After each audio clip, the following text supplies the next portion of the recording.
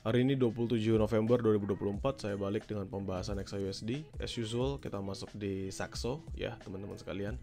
Kita ke daily chart. Di daily chart ini teman-teman bisa perhatikan dia nge-retest di equilibrium, potensial ada reboundnya dulu. Dan kalau misalnya kita ngeliat di sini bisalah kita ngomong PDH PDL. Kenapa? Karena untuk PDH-nya ada di sebelah kiri di sini, like this.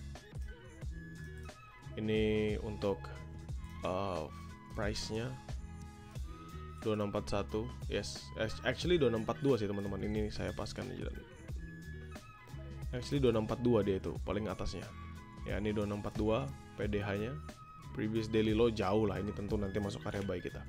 Yang paling dekat nih cuma PDH-nya aja di 2642. Means kalau misalnya nanti dia hit ke 2642 dan nggak break, kita bisa masuk untuk sell di sana. Jadi area sell terdekat saya di dekat situ.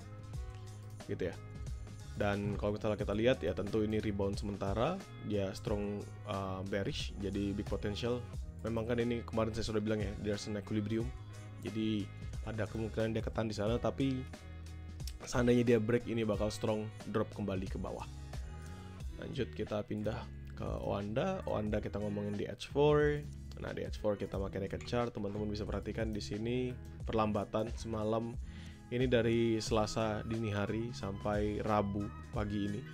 Perlambatan terjadi setelah dia drop signifikan. Ini kan tinggal tunggu momentum aja kan. Ini drop base, either dia rally untuk nge-retest supply zone-nya lagi atau dia akan drop untuk masuk dalam area yang lebih bawahnya di sana. Oke. Kalau misalnya secara pembentukan bisa nggak ini inverted head and shoulders? Supposedly yes teman-teman, karena ini ada shoulders, ini head, ini shoulders lagi. Kalau misalnya dia rebound, maka dia perlu nge-retest on this level. Ya, dua tujuan lagi. Dan kalau misalnya dia berhasil break, maka kita bisa fokus untuk buy kembali. Namun untuk sekarang teman-teman bisa perhatikan ini masih dalam momen sideways-nya. At least kita bisa perhatikan adanya area untuk sell. Now kita ngomongin di H1 tempat kita trade. Beberapa angka akan saya hapus. Kenapa? Karena ini adalah hasil dari trade yang saya jalankan kemarin. Jadi it's not necessarily needed, unnecessary lah ya kalau misalnya bisa saya ngomong. Nah, jadi ada beberapa level yang masih akan saya patok. Pertama tadi teman-teman ingat 2642 kan sebagai areanya. Itu kalau kita ngeliat dari M15, supposedly kalian bisa ngeliat kenapa area itu saya marking. This one, ini kemarin dia up signifikan lalu drop juga signifikan.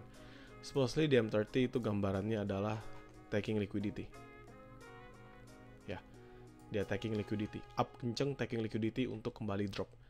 So, kalau misalnya saya bisa bulatkan, at least kalau misalnya kita harus masuk entry itu ada di 2641. Ya, 2641 sampai 2643. Selama sih harusnya sih 2642-nya yang nggak di break ya, tapi menurut saya dari 2641-nya sudah oke sih. So, 2641, 2643 itu adalah area untuk bukan 2643 sih. 2643 nggak apa-apa aja buatin. Nah, 2641, 2643 ini sell pertama sebelum nanti kita masuk ke 2652, 2650. Kalau ditanya kenapa kok nunggu di sana, tentu teman-teman bisa perhatikan di sini pembentukan dalam XAUSD-nya dia bentuk base, tapi there's a big potential dia bisa going up, ya going up for the trend. Ini saya ganti sebagai garis, ya teman-teman bisa perhatikan up, dia berhasil bullish. Ini kan yang kemarin saya patok, dia berhasil bullish di atasnya untuk melanjutkan penguatan. Jadi at least kalau misalnya kita harus melihat momentumnya adalah mencari nanti sell paling dekat di 2643, 2641 selama 2641 yang nggak di breakout, lalu nanti masuk ke 5250. Persis sama seperti kemarin lah ya. Sekarang buy-nya ada di mana? Ini saya hapus dulu 2637. Teman-teman sebenarnya bisa ngeliat ya dalam lower time frame ini di M15 dia sebenarnya lagi mengalami penguatan. Ya, saya ganti ini menjadi garis, kalian pasti akan bisa ngeliat apa yang saya maksud seperti ini. Ini dia mengalami penguatan satu di sebelah sana, dan kalau usah kita ngambil yang dekat sini seperti ini. Jadi ada dua spektrum ya yang bisa kita perhatikan, yaitu mengalami penguatan yang dilakukan sama XAUSD. Di manakah area paling dekat ini? Ini kalau saya marking ada dalam order block yang sama, which is the same level here, satu ya, dengan nanti di bawah sini. See? Jadi ada dua order block yang bisa kita perhatikan untuk buy. Ya, dua order block yang bisa kita perhatikan untuk buy. Saya hapus. Kita balik ke H1. Nah, saya akan lihatkan di H1-nya sih. Teman-teman bisa perhatikan ya bahwa di H1-nya memang juga sudah terbentuk area tersebut. Ini untuk order block yang pertama, teman-teman bisa perhatikan up, drop, nahan, bullish kembali. Kalau misalnya saya tarik untuk price-nya, maka ini ada di 2629.255, ini ada 2627.305 ya, 2629, 2627 lah gampangnya. untuk area buy pertama. Apakah ini buy-nya high risk? Jawabannya saya adalah yes. As long as 29-nya nggak di breakout. Sederhana. Now kita ngomongin di area bawahnya. Ini di 2622646, 2622 lah ya. 2622 saya bulatin. Aduh, sorry. Nah.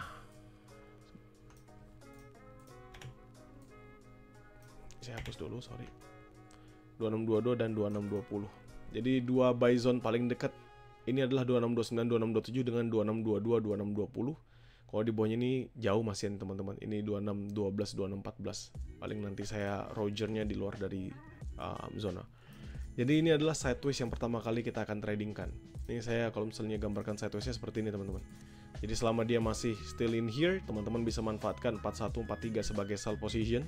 Di bawah di 2927 untuk buy, 2220 untuk buy, nanti di 2610 ya seperti biasa. Ini 2610 kan area yang kemarin saya sampaikan juga untuk kita masuknya buy position.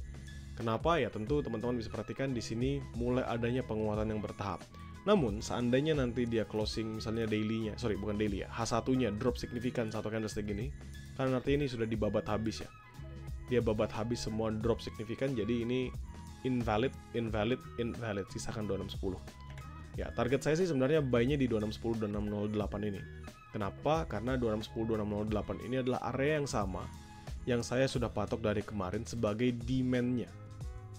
Ya, teman-teman kalau misalnya bingung saya ngomongin apa, sebentar saya akan tunjukkan ke kalian bahwa ketika kemarin saya live dan saya take video buat penjelasannya. Nah, nih saya akan tunjukkan ke teman-teman.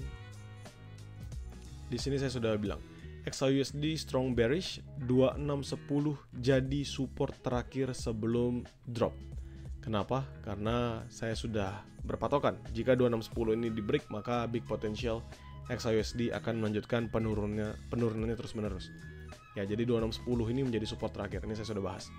Jadi teman-teman bisa cek aja penjelasan saya kemarin. Maka 2610, 2608 ini still will be my lovely buy high risk yang akan saya gunakan. Untuk dalam mapping nanti di dalam Grokol yang saya share, tentu sell pertama 4341 ya, sell pertama saya 2643 2641 ini. Selama 2641 nggak breakout, baru nanti 2652 2650 dan 2673 2671. Jadi ada 3 zona untuk sell high risk, 1 untuk medium risk ini 2688. Sedangkan untuk buy sekarang lebih banyak ya teman-teman bisa ngeliat ya, ada beberapa zona. Ini pun dimanfaatkan seandainya dia masih bergerak secara sideways, secara minor kayak gini lah pembentukannya, bukan dalam momentum yang strong. Misalnya dia bullish kencang atau misalnya dia bearish kencang enggak. Jadi yang pertama adalah buy terdekat saya 2629 2627 as long as 29-nya nggak di breakout. 2220 ini saya nggak pakai. Ya, ini saya hiraukan dulu. Ya, saya sampingkan dulu. Saya pakai adalah 2614 2612 sebagai buy high risk lanjutannya dan 2610 2608. Ini selama 14 nggak breakout dan ini selama 2610 yang nggak di breakout di H1. Kita bisa manfaatkan buat buy. So yang akan saya gunakan adalah 927, 1412, 1008. Di mana medium risk-nya? Nah, itu adalah pertanyaan lanjutan juga. Buy medium risk saya adalah 2583, 2585. Oke. Untuk sekarang apa yang bisa kita lihat ya, kita tinggal tunggu aja momentum pembentukannya. If sell ini dia hajar, misalnya kita punya 2643, 2641 dia hajar naik atas, maka big potential bagi XAUSD akan terus melakukan penguatannya.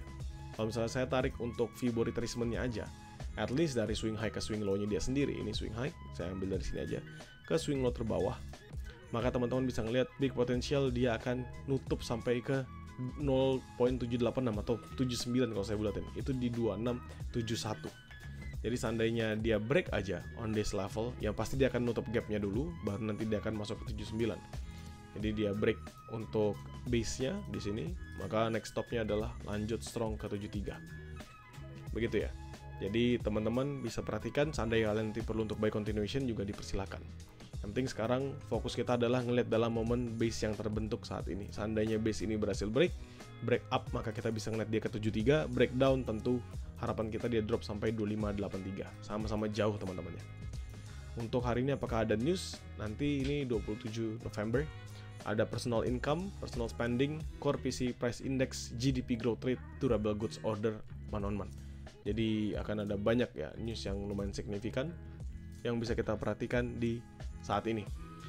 5-year note auction 4197 4138 nggak gitu jauh beda, nggak gitu masalah harusnya. Nah ini jadi 2030 kita akan lihat banyak news yang berterbangan.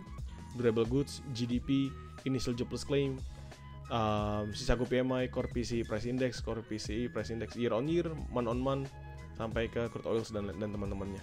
Namun besok itu libur ya harusnya, United States Thanksgiving mereka libur.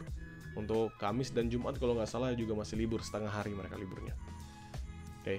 Jadi malam ini adalah news yang lumayan signifikan yang bisa merubah pergerakan dari market. Jadi teman-teman perlu perhatikan untuk momentum yang akan ada ya.